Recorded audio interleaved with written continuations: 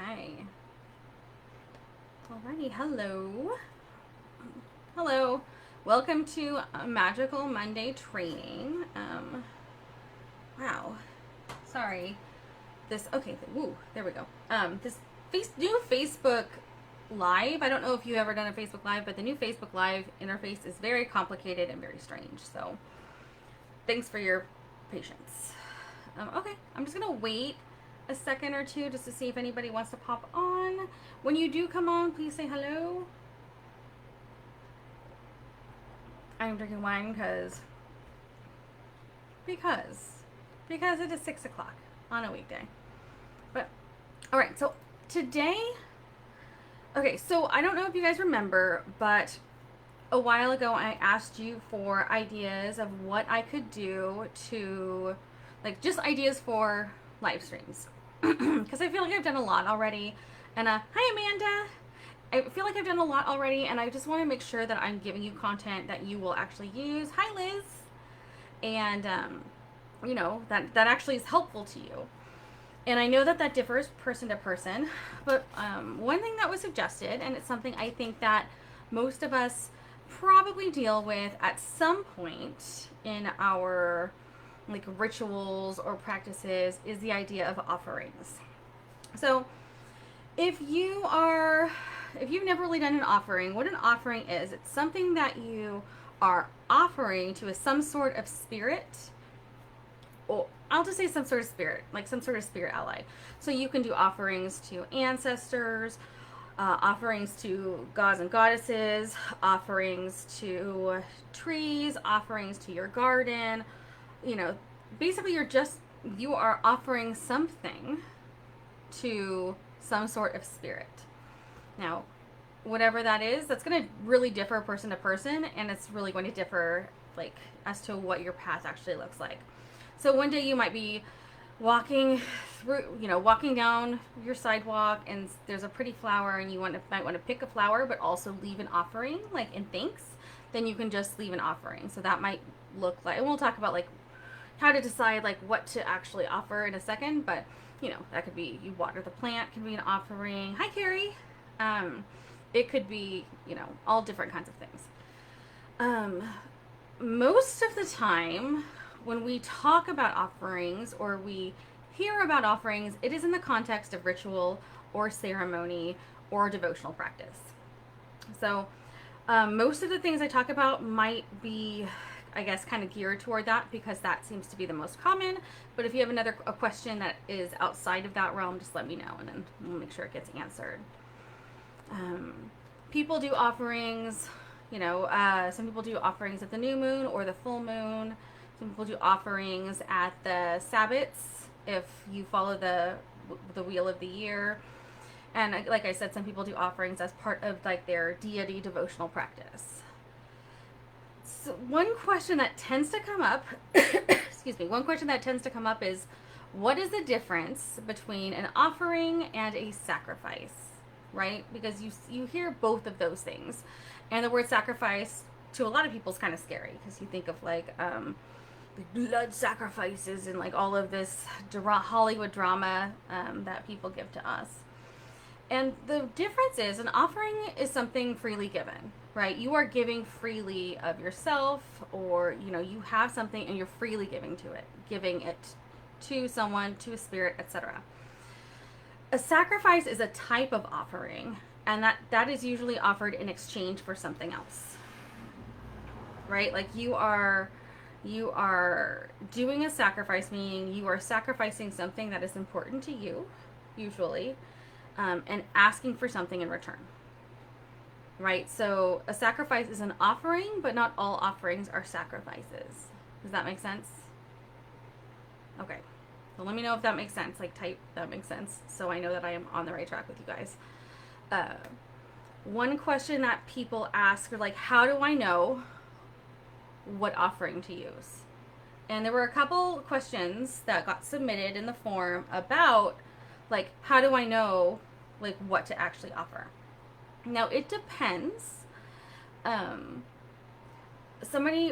One woman asked specifically about Celtic and Germanic offerings. Like, what do I offer to these people? Thank you.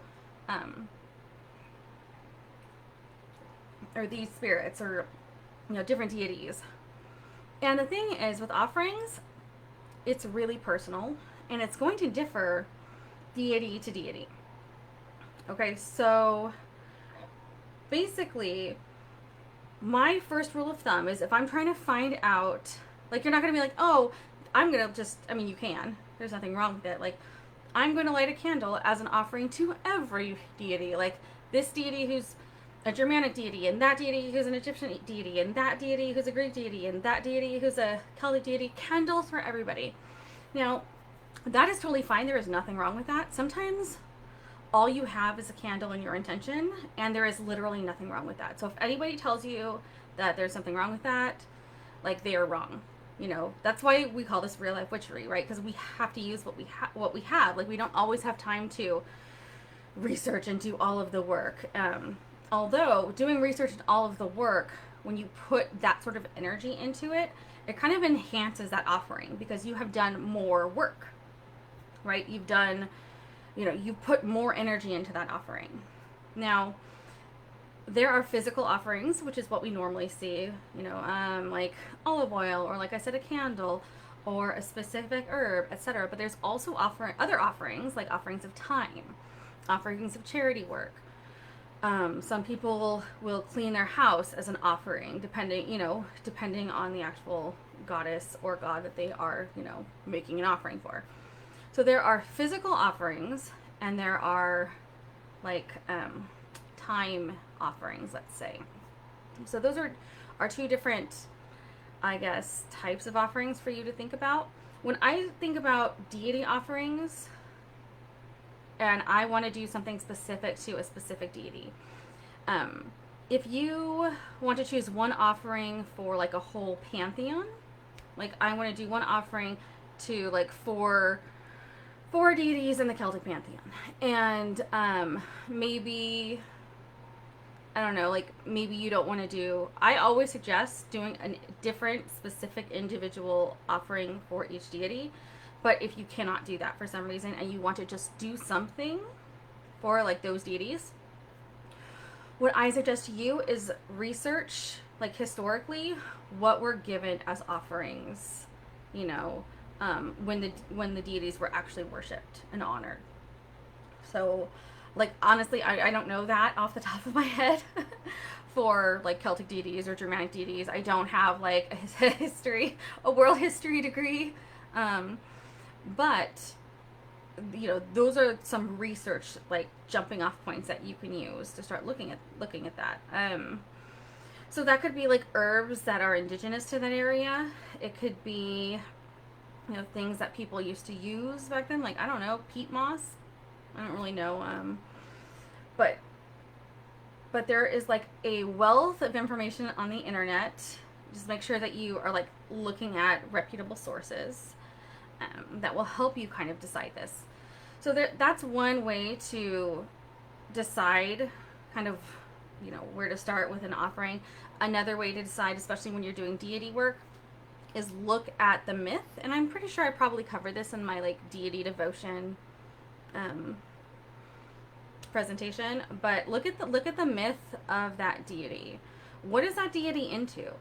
And a lot of times if there's, like, poetry or history, there's historical writings, you can hear, like, these people, like, oh, the temple was bathed in incense. Okay, well, incense, number one, or, like, oh, she bathed in rose water, or, you know what I mean? Like, you can use that myth to kind of help inform your practice, especially if you are doing the devotional journal that I always suggest people to do. You can make a note of all of those kinds of offerings that kind of show up in history and in poems about her, or him. I just use her, but you know what I mean. It's, like, interchangeable, right? Goddesses and gods. I usually just mention goddess, but they are interchangeable. You can also sit in meditation and ask to get some, like, knowledge. Like, let's say I want to honor Artemis. Like, I want to do an Artemis ritual, or I just wanted to give an offering to her. So I can sit in meditation and clear my mind and just have that thought, like, what should I offer to you? What should I offer to you? And you know, with some meditation techniques, you just kind of focus back on that thought and focus back on that thought. But also, you kind of stay present and aware and ready to receive a message. And in doing that, you might be surprised. Her is gender neutral, right? So, you know, if you do that, I bet that you will be very surprised at like what comes up. Because I always forget, and I don't know if I'm alone in this, but I always forget like this is an option for a lot of answers, not just offerings, which is like answers to my questions. What should I do about this? Where should I go with that? Like, you can just meditate on it and open yourself up to receive messages, and there's a really good chance that you'll get an answer. So that's another way to kind of decide on like what offerings to use. Now, there were a couple other questions. Why might one do a salt offering? A salt offering kind of, I mean, I feel like I need to do more research on this, and I feel like I meant to do research on this before I came on, but I had a meeting that ran late today. Sorry. But, you know, salt is very earthy. It's a purifier. It's, you know, kind of used in consecration to make things sacred. It clears energy out, right? So, if you just think about those things, like when would you need that? When might you need a salt offering? Maybe if you know, are working with a deity and you're asking them to help purify your space. If you are working with an earth goddess, if you're working with a I guess like primal, like chthonic goddess maybe. You know, I know a lot of people do different actions with salt that aren't really offerings, or like they'll put like salt on a plate on their altar or under their bed or on their nightstand. The fact, like, with the idea that it will like cleanse all of the negative stuff, and then you like dump the salt, or some people do salt water and then do that again. You just got to keep making sure that you're cleaning it out so it doesn't just like sit there all gross with like negative energy. So that's something that a lot of people do with salt. I don't really know anybody who actually does an offering of salt. But like if you just like take those, when you're thinking about an offering and you look at the actual properties of what you might offer, that might give you some instances. You know, I know we kind of went over that a little bit with the Kitchen Witch Challenge, but you know, just think about the properties that that object offers, and you might be able to extrapolate different ways that you could use that. Now, that doesn't mean like, and it's fine. Common sense is amazing, right? Like, we are critical thinkers. We can extrapolate this stuff. It doesn't have to be written in a book for it to be right. You know, you don't have to look something up in a book. Like, you are the book. Okay, you are the book of shadows. You have a brain. And that doesn't mean don't create a book of shadows, because that's amazing.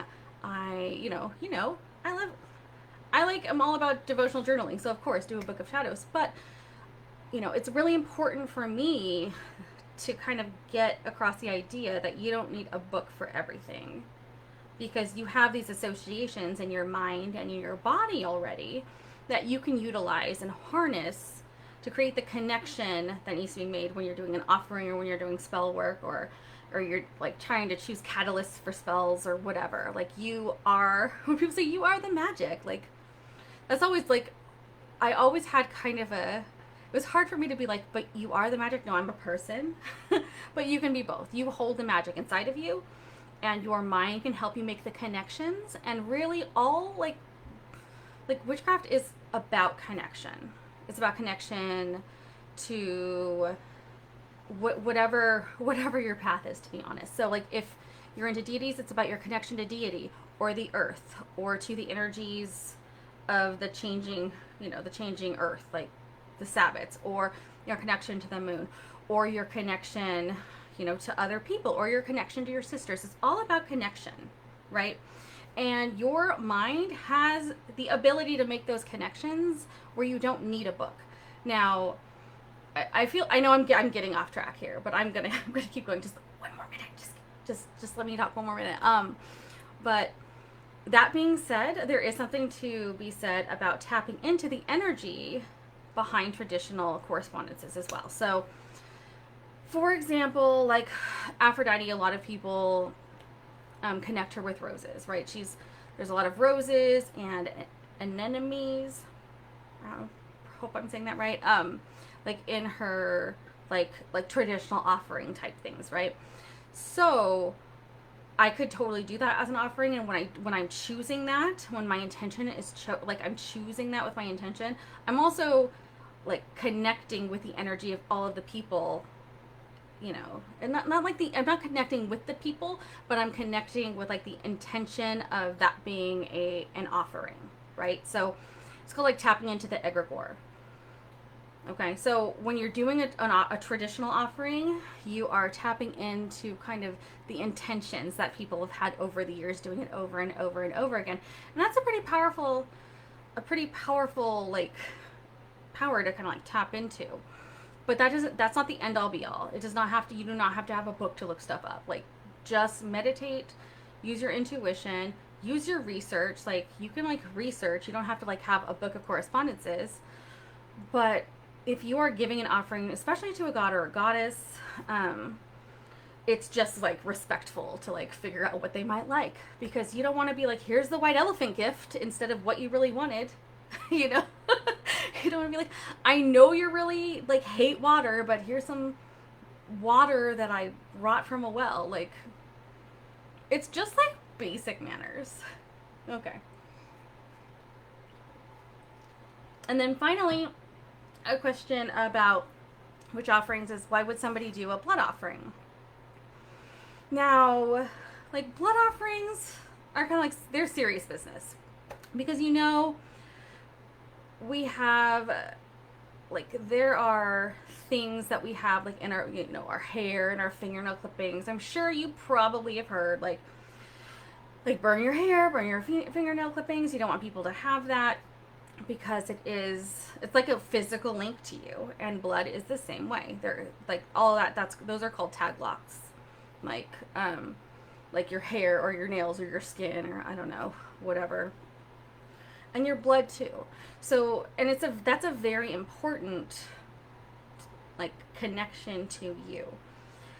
So if you decide to do a blood offering, like, it should be like, not like, I really want this job. I mean, it could be if it's a matter of life and death, like, heck yeah, blood offering it up. But just be really careful and about, especially like how you're disposing of that, because you don't want anybody to have that.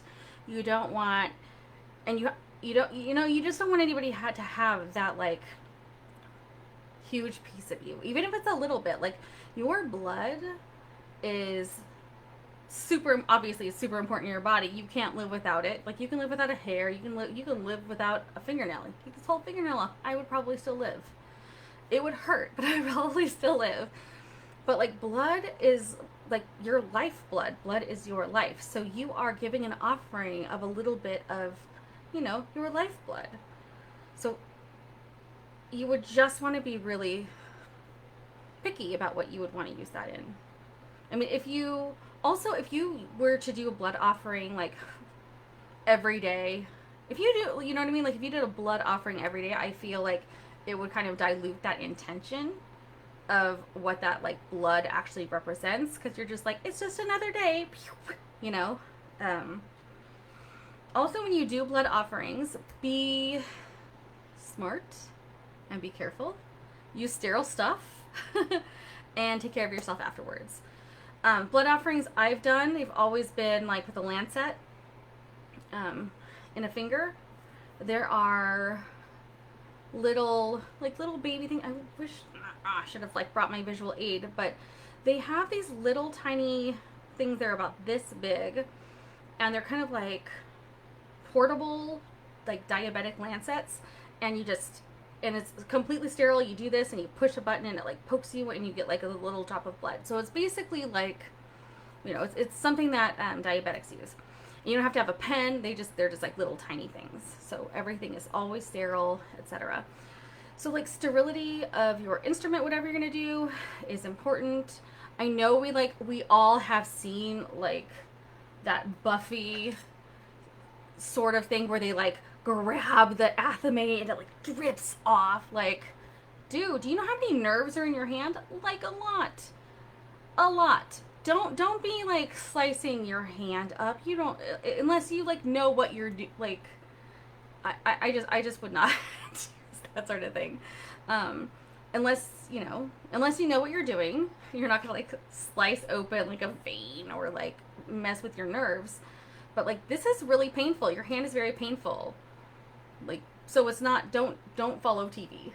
Basically is what I'm saying. And also, make sure you have bandages. Make sure you have like whatever aftercare stuff that you would need for your hand, so, or your leg or whatever, wherever you are, creating your blood offering.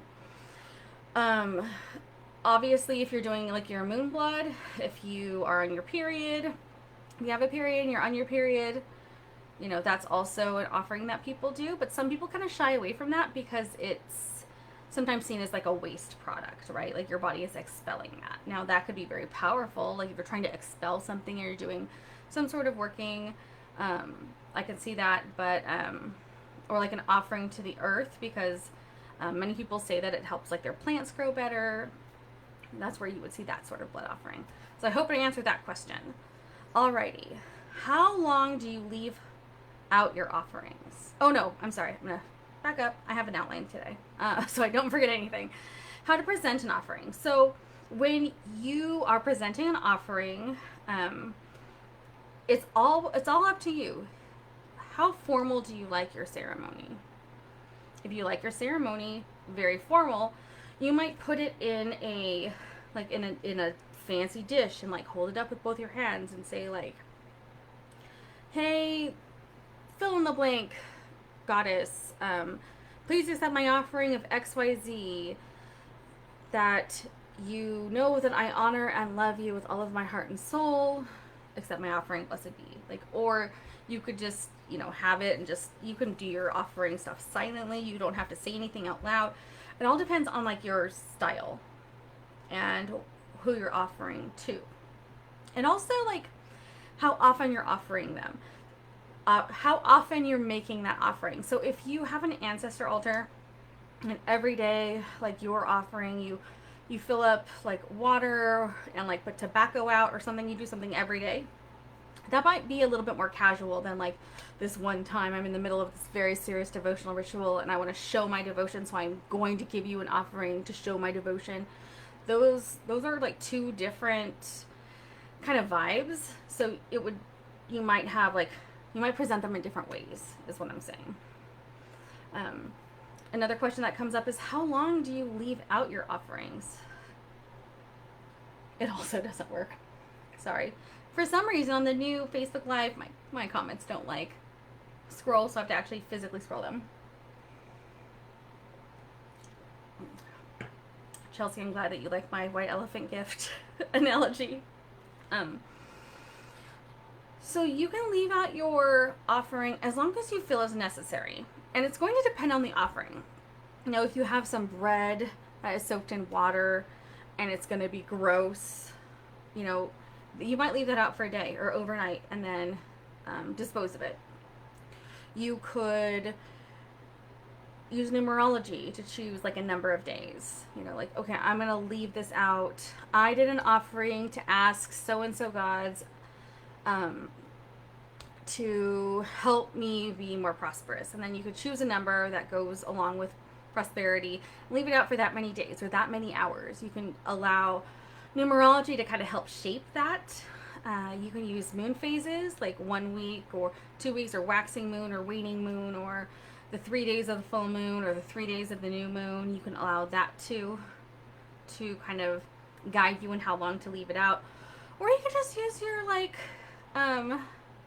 you can just use your intuition. Oh, in response for the knife hand thing. Yeah, like see, listen to Chelsea. Or you could just use your intuition. Just, ask yourself. Or you can go back to what we talked about earlier about meditation and ask. Especially if you're doing deity work, especially if you're doing deity devotion work, the more you kind of work on that connection, you can ask your goddess, like, how long should I leave this out for, and see what you get. See, you could get 3 hours, you get 3 days, you can get an image of a full moon, you get an image of something else, you might hear a word, you might see a color that might make you feel something. Like, for example,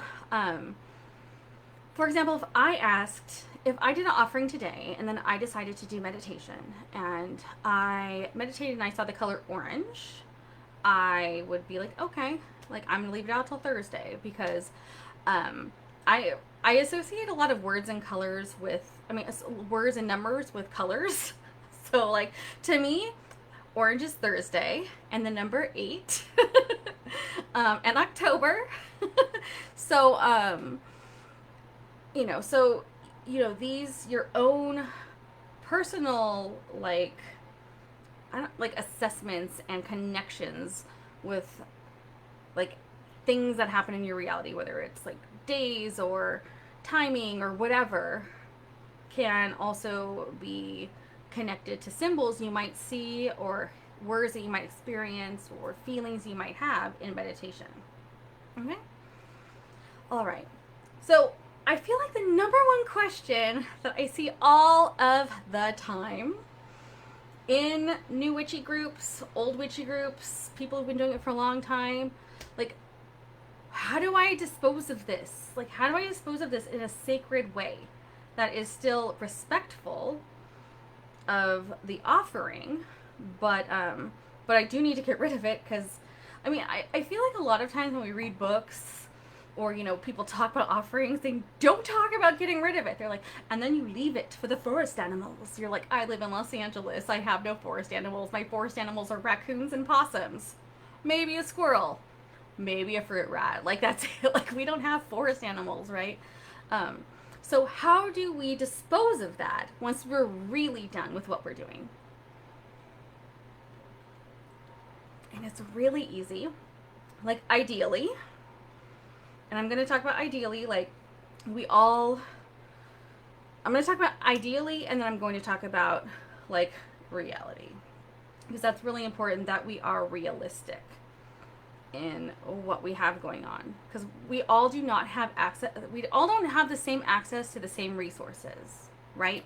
So ideally you would release them back to the 4 elements. Okay, that is the easiest way to remember, like, how should I get rid of this? You can bury it in earth, you can burn it in fire, you can release it in running water unless it's super toxic, and then don't do that. Or you can, like, scatter it. You can allow the wind, the air, to take it. So, like, if you had, like, leftover herbs, you could, like, when it's on a breezy day, you could release that to the breeze. Or you could, if you have something that is, like, I don't know, like a piece of cornbread, you could put it in a fire, or you could bury it in the earth, or you could put it in running water. Like, you do not want to put, like, some super toxic chemical thing, not, like, you don't want to like, be like, hey, paraffin candle, I'm putting you in the river. Like, that's probably not good. So keep in mind of what you actually are offering, what you will have left over, and which of the 4 elements would be most, agreeable, I guess, to receive the disposal of your offering. Okay, so that is the ideal answer. But not all of us live in a house with ground that you can dig up and bury something. Not all of us live by a, like, running water. Like, there is a creek that runs kind of close to my house, but it's not like a creek. There are no frogs. It is not lovely in nature. It is cement and, like, runoff. Like, it is, the only time it, like, really moves is after, like, a storm. Like, that's not something that I have in my house. It's not super windy here either. And sometimes we have fire danger, and we're not supposed to be burning fires because I'm in Southern California, and this fire weather does not mess around. I'll just leave it at that. So sometimes things aren't super ideal. Now, in an ideal world, like those 4 elements, use those to kind of guide your disposal. But in reality, you have a garbage disposal. You have a trash can. Now, a lot of this is about intention. Now, ideally, I know that you probably would want to do one of those 4 elements things, as I would do. But sometimes, like, all I can do is kind of return it to the water via my garbage disposal. Like, I don't think I would put it down the toilet. Like, I think that that's a little bit taboo. I think that I don't like that, like, the association there. But, like, unless you're, I mean, don't get me wrong, toilets are great for, like, I'm gonna write my ex's name on a piece of toilet paper and flush it down the toilet to say that I'm done with his shit. Like, I get that. But, like, for offerings, no. But you do have a garbage can. You could create a little box for it to go in and then put it in the trash. Or you can just put it in the trash with the intention of respect. There is a difference between placing something respectfully in the garbage. Toilet is water. Okay, hold that second. So there's a difference between respectfully placing something in the garbage or washing down the garbage disposal. The toilet is water.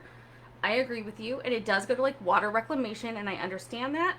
But the fact, like, I just don't feel like it's really respectful because that's where we shit. And I feel like, yeah, it's disposal, but it's also like, I feel like it misses the sacred, the sacredness that we have with most offerings. Like, but if you feel strongly about that, if you don't have any problems, if you don't feel the same way as me, heck yeah, girl, use your toilet. Like, do whatever you feel is right. That is the one message I want to, like, always convey in my videos. Like, do whatever you feel is right. Like, check in with your intuition. Don't just use, like, your brain, like, oh, I think I'm going to do this because this makes sense. But really check in with, like, your, I don't want to say back brain, but I kind of feel like it's your, like, this is, like, your, like, conscious that you're using all the time. And, like, this is, like, your subconscious. And I'm pretty sure that's probably not how the brain actually works. But I'm not a neuroscientist. But honestly, like, you do what works for you.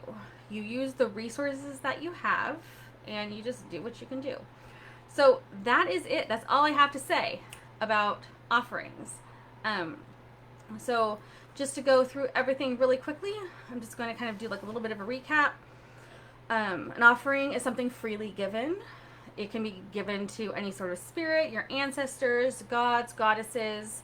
A sacrifice is a type of offering, and usually that's done, at like a personal expense for some reason, or it's like an exchange. Like, I'm going to do this sacrifice asking you to do this for me. And many offerings are also like that, but a sacrifice is a specific kind of offering. So a sacrifice is an offering, but not all offerings are sacrifices. When you're deciding what to actually offer, use your research. Like, just research. If it's for a deity, like what they were offered when they were like actively worshipped, or barring that, if there aren't any if there isn't any history or any poetry or anything that you can like find about them, because many deities are part of cultures that were that did oral history instead of writing everything down. Look and see what was indigenous to that area at the time that they were being honored. Okay. And then also use your common sense, and don't be afraid to use meditation to open yourself up and ask that deity themselves what they would actually like. When you're presenting an offering, it will be it's going to, like, the way you do it is going to have to do with like your vibe when it comes to like ceremony, or how often you do offerings. Like, if you do something every day, it might be more casual. If you're doing like a specific offering for a specific reason, it might be a little bit more formal. It's all about your vibe. There is no right or wrong way. And if you are concerned about that, check in with yourself, check in with your body, check in with your deity or deities during meditation, and ask. Just ask. See what comes to you. Okay? How long do you leave out your offerings? You can use numerology to decide hours or days. You can use your moon phases. You can do intuition. It's completely up to you. And then when you're really done with your offering and you need to get rid of it, like the traditional way to dispose of it, 4 elements: bury it in earth, burn it in fire, scatter it in air, or release it on water, running water. But if you don't have any of those, like the reality is, you have like other options. You can use the garbage disposal, you can use the trash. You just want to make sure you hold that intention in your head.